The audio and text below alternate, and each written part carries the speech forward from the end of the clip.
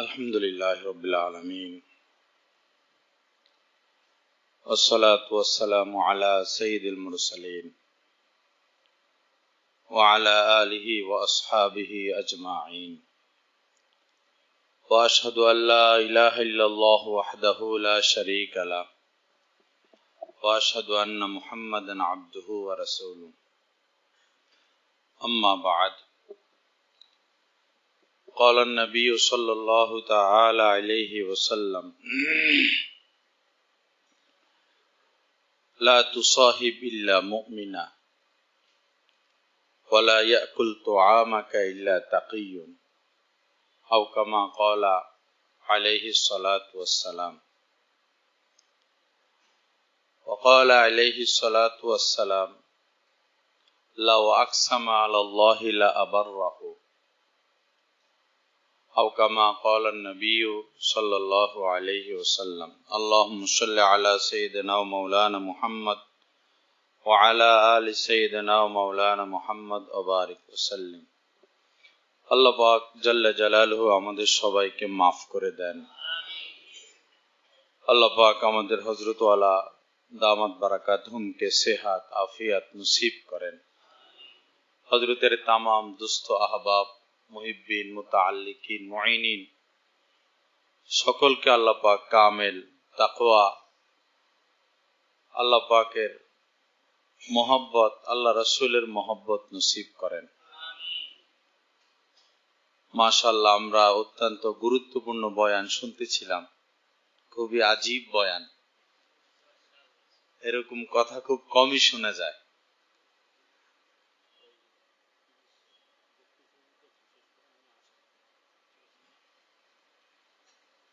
দিলে লাগার মতো কথা। আল্লাহ পাক উনাকে কবুল করেন এবং উনার নসিহতগুলো আমাদেরকে আরো বেশি শোনার তৌফিক দান করেন। লা ইলাহা ইল্লাল্লাহ। আমরা হযরতের সোহবতে ছুটে আসি। আসলে হযরত ওয়ালা এক নিয়ামত আল্লাহ পাকের পক্ষ থেকে আমাদের জন্য। এত সহজে দিন পেশ করেন। হযরত ওয়ালার শত শত বয়ান শুনবেন, কোন বয়ানে এমন শুনবেন না যে তিনি নিরাশ করেন কাউকে। যে ব্যক্তিটা খুনি,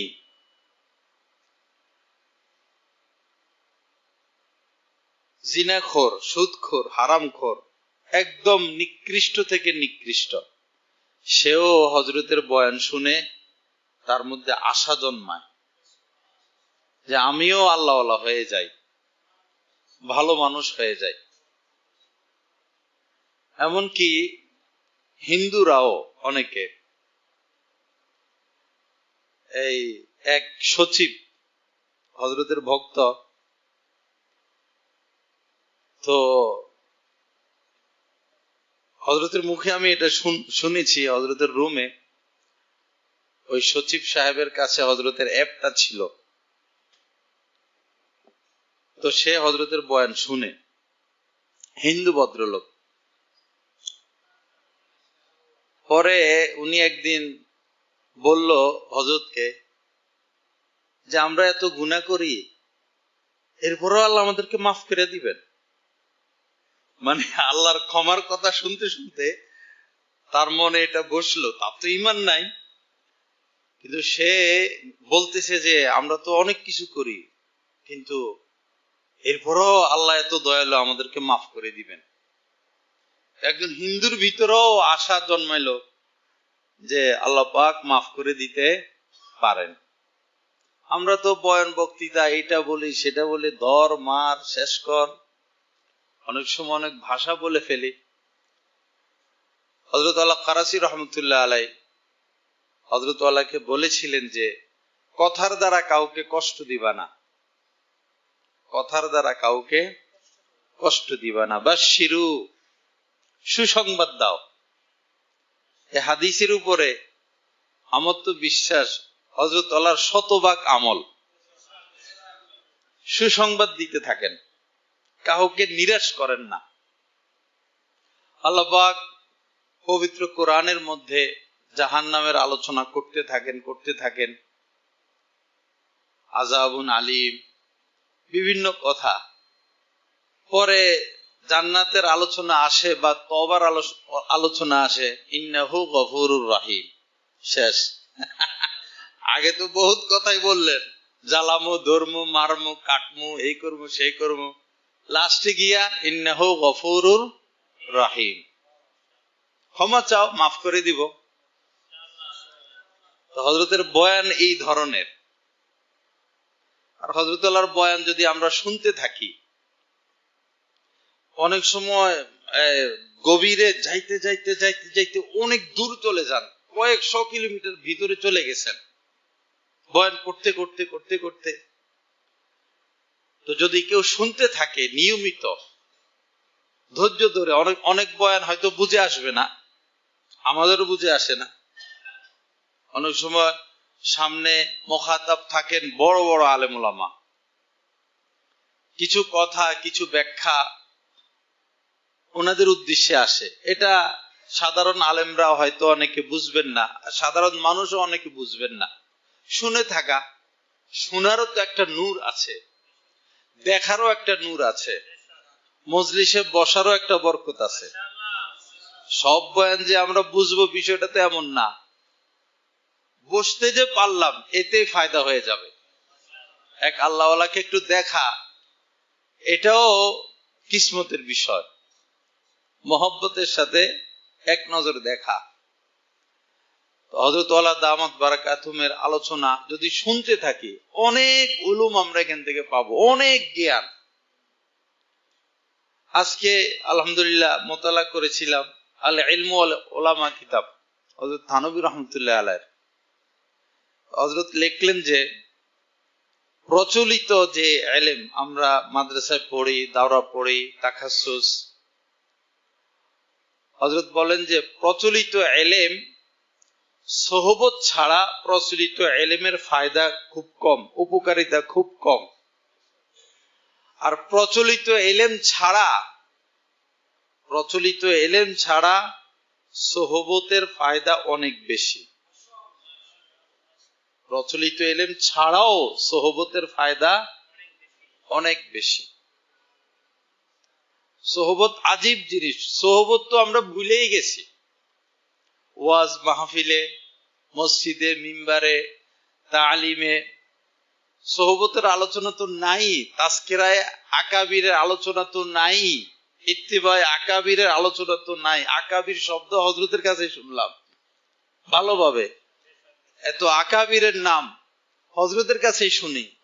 এবং ইত্তিবায়ে আকাবির, আজমতে আকাবির, হুব্বে আকাবির, তিন কথা বলেন, এটার নামই দিন। হযরতের মুখ থেকে শোনা ইত্তিবায়ে আকাবির, আজমতে হুব্বে আকাবির, আজমতে আকাবির, এটার নাম দিন। আমরা কি বুঝি আর কি বুঝবো, আমাদের আর কি ইস্তেদাদ, আমাদের জ্ঞান বুদ্ধি গভীরতা আর কোথায়? গভীরতা তো ছিলেন তাদের, তারা যে ব্যাখ্যা বিশ্লেষণ দিয়ে গিয়েছেন, যে ব্যাপারে যে সিদ্ধান্ত দিয়ে গেছেন সেটাই সিদ্ধান্ত, সে মোতাবেক যারা চলবেন তারা কামিয়াব। আর যারা, অনেকে বলে আমরা আকাবির মানি না, নাউজুবিল্লাহ, আমাদের কওমি মাদ্রাসার অনেকে এই ধরনের ভয়ঙ্কর শব্দ ব্যবহার করে, আকাবির, তারা আকাবির মানে না, নানান কথা বলে। আল্লাহ হেফাজত করে। লা ইলাহা ইল্লাল্লাহ। তো হযরত ওয়ালার বয়ান শুনতে থাকা, শুনতে শুনতে বুঝবেন। আমি বায়াত হওয়ার পর 3 বছর বয়ান বুঝি নেই, আমার নিজের কথা বলি।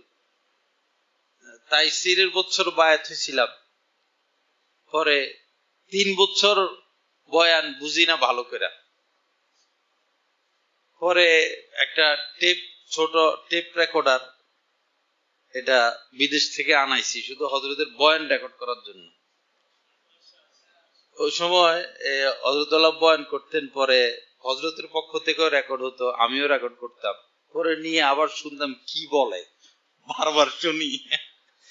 পরে তো বারবার শোনার পরে আল্লাহু আকবার, আস্তে আস্তে বুঝে আসা শুরু হয়েছে। মনোযোগ দিয়ে শুনবেন। আমাদের ভৈরবের এক আহবাব বললেন যে রাত্রে শুই, হযরতের বয়ান শুরু করি, ফজর পর্যন্ত বয়ান চলতে থাকে। কোথায় কোথায় হযরতুল্লাহ নিয়ে যাইতেছেন, এই জগতে এই জগতে, আরশে আজিমে, 100 বছর আগে, 5000 বছর আগে, কোথায় কোথায় নিয়ে যাইতেছেন। আর যারা বয়ান শুনে তারা তো সাথে সাথে যাইতে থাকে। শুনতে থাকা। এবং কেউ যদি বেলায়েতের গভীরে পুষতে চায়, মহব্বতের সাথে হযরতের কবিতাগুলোই যথেষ্ট। এটা এই জামানার মাসনবী। আমরা তো মাসনবী পুরা ওরকম ভাবে বুঝবো না। মাসনবীর গভীরতা, সর্বশেষ সবচেয়ে বেশি যিনি মাসনবী শরীফ বুঝেছেন তিনি হচ্ছেন আমাদের দাদা সাহেব। দরসে মাসনবী, ওটা মোতালা করলে অনেক ফায়দা হবে ইনশাআল্লাহ। দরসে মাসনবী। তো হযরতুল্লাহ আমাদের শায়েখের এই যে আশআর বাংলা ভাষা, এটাই আমাদের জন্য মাসনবী। তবে মনোযোগ দিয়ে শুনতে হবে, বারবার শুনতে হবে। এমন এমন কথা, এমন এমন আজীব আজীব কথা যেটা পূর্বের অনেক আকাবিররা বলেন নাই, ব্যক্ত করেন না। অনেকে ভালোবাসেন আল্লাহকে, কিন্তু ভালোবাসা ব্যক্ত করতে পারেন না। আমার পরিবার একদিন বলতেছিলেন যে হযরত ওয়ালা আল্লাহকে ভালোবাসেন, আবার ভালোবাসা প্রকাশও করতে পারেন। যারা কবিতা, সবাই কি আর কবিতা লিখতে পারবে? এটা লক্ষ কোটি মানুষের মধ্যে একজন। আলেম ওলামা বাংলাদেশে তো আলহামদুলিল্লাহ অনেক। তো আল্লাহর মহব্বতের আশার তো সবার দ্বারা হয় না, কয়েকজনের দ্বারা হয়। এটা আল্লাহর দান। তো তারা ওরকম ভাবে প্রকাশ করতে পারে না আল্লাহর মহব্বত, হয়তো কান্নাকাটি করে এই সেই। কিন্তু আল্লাহ পাক হযরত ওয়ালাকে এমন উলুম দান করছেন উনার শায়েখের বরকতে, এই কয়েক মিনিটে একটা কবিতা হয়ে যায়। কয়েক মিনিটে। কবিরা যারা, ওরা তো একটা লাইন লেখে, পরে আরেকটা লাইন শুরু করে, ওই লাইনের শেষ শব্দটা তো আগেরটার শেষ শব্দের সাথে মিলাইতে হবে। 1 সপ্তাহ, 15 দিন, 1 মাস, 6 মাসও যায়, মিলাইতে পারে না। আর হযরত ওয়ালা কলম শুরু করলে একটু পরে বলে আলহামদুলিল্লাহ রাব্বিল আলামিন, আল্লাহ পাকের পক্ষ থেকে। পুরাই মোহাব্বত। যাই হোক, ইবাদতের স্বাদ আসবে, মজা আসবে যখন এই কিছু প্রেম ভালোবাসা আসবে। আল্লাহ আল্লাহ রাসূলের প্রতি যখন প্রেম ভালোবাসা আসবে, তখন ইবাদতের স্বাদ মজা শুরু হবে। আল্লাহর ঘর দেখতে থাকবো আর চোখ নামাইতে মন চাইবে না। সেজদা দিব, সেজদা থেকে মাথা উঠাইতে মন চাইবে না। তেলাওয়াত শুনতে থাকবো, শুনতে শুধু মজাই লাগবে। যখন আল্লাহ আল্লাহ রাসূলের প্রতি মহব্বত আসবে, আর মহব্বত আসবে যত বেশি গুনাহ থেকে বেঁচে থাকবো। গুনাহ থেকে বাঁচার যে কষ্ট, এই কষ্ট যে যত বেশি সহে নিবে, সে আল্লাহ পাকের তত বেশি মহব্বত পাবে। বিশেষ করে নজর হেফাজত, দিল হেফাজত। নজর হেফাজত কঠিন, দিল হেফাজত কঠিন। শুধু কঠিন না, অনেক কঠিন, অনেক কষ্ট।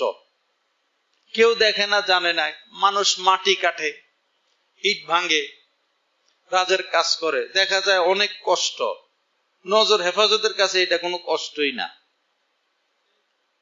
রিক্সা চালায়, ঘাম ঝরতেছে, দেখা যায় অনেক কষ্ট। এই দিল হেফাজতের কাছে এটা কোনো কষ্টই না। রোজা রাখে বিকালবেলা, অনেক কষ্ট। বাস্তব কথা, গুনাহ থেকে বাঁচার যে কষ্ট, এই কষ্টের চেয়ে শতগুণ বেশি কষ্ট। গুনাহ থেকে যারা বাঁচতে থাকবে, নফস আর শয়তান পাপের দিকে টানবে, আর আমি গুনাহ থেকে বেঁচে থাকবো, এই টানাটানি আর কষ্ট শিকারের দ্বারা ভিতরে আল্লাহর মহব্বত, আল্লাহ রাসূলের মহব্বত সৃষ্টি হবে। আল্লাহ আমাদেরকে তৌফিক দান করেন, কোনোভাবে যেন নজর এই দিক সেদিক না যায়। যারা প্রথম প্রথম নজর হেফাজত করে, চেহারা দেখে না, পরে পাশ দিয়া যাওয়ার সময় একটু কিছু একটা দেখে আর কি। নতুন নতুন যারা নজর হেফাজত করে, বিষয়টা এমন যে আপনি বাইর হবেন, যেখানে সমস্যা তীর না শয়তানের তীর, তো ওই জায়গায় সে চলে যায়, ও ওইখানে চলে যাবে, খবরও নাই হয়তো ছাদের উপরে কেউ আছে, আপনিও জানেন না, রাস্তা দিয়ে হাঁটেন, কি কারণে যে নজরটা ঠিক সে জায়গায়। শয়তানের তীর তো নজর যাইতে পারে, সাথে সাথে নিয়ে আসা, এই মুজাহাদার মধ্যে পড়ে থাকা। ইনশাআল্লাহ আল্লাহ পর্যন্ত আমরা পৌঁছে যাব। নজর হেফাজত, দিল হেফাজত, কাহারও ক্ষতি কামনা না করা, কাহারও প্রতি বিদ্বেষ না রাখা, হিংসা না রাখা, আদ-দীনু আন-নাসিয়া, সকলের হিত কামনা করা। যেদিন এই পর্যায়ে পুষবো, কেমন যেন দিলটা পরিষ্কার হলো। লা তাবাগাজু ওয়ালা তাহাসাদু ওয়ালা তাদাবারু ওয়ালা তাকাতাউ, লা তাদাবারু, কারো পিছনে লেগে থেকো না। ওয়ালা তাহাসাদু, পরস্পর হিংসা বিদ্বেষ করো না। আমাদের ওলামাদের মধ্যে দুই রোগ বেশি সমস্যা আমাদের, যে তারা কি হয় না, এক হলো হিংসা, আর একটা হলো গীবত। যে কষ্ট মক্তবের ওস্তাদদের, দিন রাত 24 ঘন্টা মেহনত, যে কষ্ট হেফজ বিভাগের ওস্তাদদের, সেই হিসাবে রিজিক তো আসে না। কষ্টে কষ্টে জীবন, কষ্টে কষ্টে জীবন, এত কষ্ট কেন? নেগেটিভ আছে পজিটিভ নাই, পজিটিভ আছে নেগেটিভ নাই, কষ্ট তো হচ্ছে, তাকওয়া নাই, হয়তো দিল হেফাজত নাই, হয়তো নজর হেফাজত নাই। গুনাহ থেকেও বেঁচে থাকতে হবে, তখন আল্লাহর সাহায্য আসবে। আল্লাহ পাক তো সাহায্য করার জন্য অপেক্ষমান, দেওয়ার জন্য অপেক্ষমান। আল্লাহর খাজানায় তো কোনো অভাব নাই, তো আমাদেরকে দিবেন না তো কাকে দিবেন? এখন আমরা 10 হাত তো অগ্রসর হই আল্লাহকে পাওয়ার জন্য, আবার 20 হাত পিছনে চলে যাই, তো কেমনে, কিভাবে রহমত আসবে? তো বস হযরত আল্লাহর যে কথা, সহজে তিনি দিন পেশ করেন, যে ফরজ ওয়াজিব ঠিক রাখা, এ কথা অনেক বলেন হযরত আল্লাহ। ফরজ ওয়াজিব ঠিক রাখা, আর গুনাহ থেকে বেঁচে থাকা, আর মাঝে মধ্যে কোনো আল্লাহওয়ালার সোহবতে যাওয়া। সবসময় হযরতকে পাওয়া যায় না, আমাদের যে যে এলাকায় থাকি অবশ্যই হযরতের কোনো খলিফা আছেন, প্রত্যেক থানায়, প্রত্যেক জেলায় ওনারা মজলিস করেন। তাদের সান্নিধ্যে গিয়ে বসলাম, পরামর্শ করলাম, হযরত আল্লাহর কিতাবগুলো পড়লাম, বা হযরতের বয়ান শুনলাম।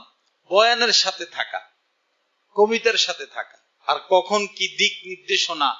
হযরত আল্লাহ সমসাময়িক ফিতনা নিয়েও কথা বলেন, কিন্তু কারো নাম নিবেন না, নাম নেওয়া বাকিও থাকে না, নাম নেন না, নাম নেওয়া বাকি থাকে না। মনোযোগ দিয়ে সমসাময়িক ফিতনা, যেহেতু তিনি বাংলাদেশের উল্লেখযোগ্য একজন আলেম, এবং বড় বড় আলেমরাও যার সোহবতে আসেন, তো এত বড় আমাদের দেশের একজন মুরব্বী, তিনি তো সমসাময়িক ফিতনা নিয়ে কথা বলবেনই। আমরা এগুলো শুনবো এবং সতর্ক থাকবো। 2 বিয়ে, দ্বিতীয় বিয়ের সেন্টার খুলছে অনেক জায়গায়, নাউজুবিল্লাহ। সারা দেশে দ্বিতীয় বিয়ে সুন্নত, দ্বিতীয় বিয়ে সুন্নত, আস্তাগফিরুল্লাহ। আমরাও বহুবার বয়ানে বলছি দ্বিতীয় বিয়ে সুন্নত, বহুদিন বলে আসতেছি। আসলে তাহাকিক ছিল না। সর্বপ্রথম হযরত বললেন, না, দ্বিতীয় বিয়ে সুন্নত না, একাধিক বিয়ে সুন্নত না।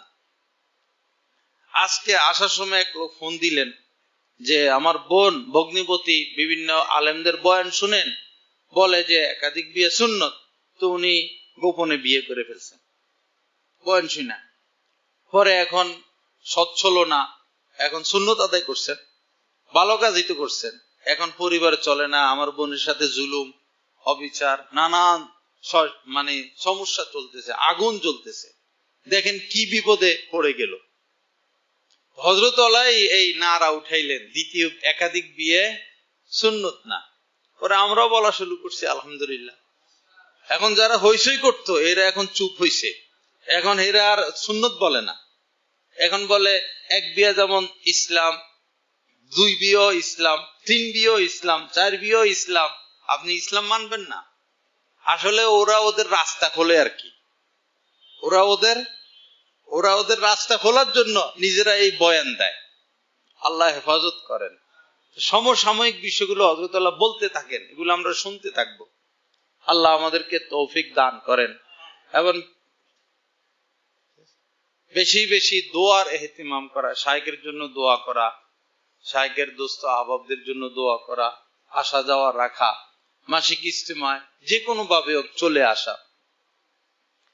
তো এই সর্বশেষ যে কথাটা হযরত থানভী রহমাতুল্লাহ আলাইহি বলেছেন, আল্লাহকে পাওয়ার জন্য, আল্লাহর মহব্বত পাওয়ার জন্য কোনো আল্লাহ ওয়ালার সোহবত, সমস্ত গুনাহ থেকে বেঁচে থাকা, আর অল্প হইলেও একটু জিকির করা, 3টা আমল। যে ব্যক্তি এই 3টা আমল করবে, সেই বড় পীর আব্দুল কাদের জিলানী, সেই হযরত জালালউদ্দিন রুমি, হযরতে খাজা মঈনুদ্দিন চিশতি, হযরতে হারুনি, উনাদের কুরসি খালি। আমরা যদি এই 3টা আমলও করি, আল্লাহ পাক হয়তো আমাকে আপনাকে সেখানে বসাইয়া দিতে পারেন, বসাইয়া দিবেন। সবাই চেষ্টা করে নিরাশ না হয়, সামনের দিকে অগ্রসর হই, গুনাহ ছেড়ে দেই। যে তারাক্কি তো হয় না, তো তারাক্কির বাধা তো আমি। হয়তো গোপনে প্রকাশে কোনো পাপের সাথে সম্পর্ক আছে, পাপ ছেড়ে দিলে তারাক্কির আর কোনো বাধা নাই। দালালি করতে হয় না তারাক্কির জন্য, দালালি করতে হবে না, পাপ ছেড়ে দিলে হবে। আল্লাহ আমাদের সবাইকে তৌফিক দান করে।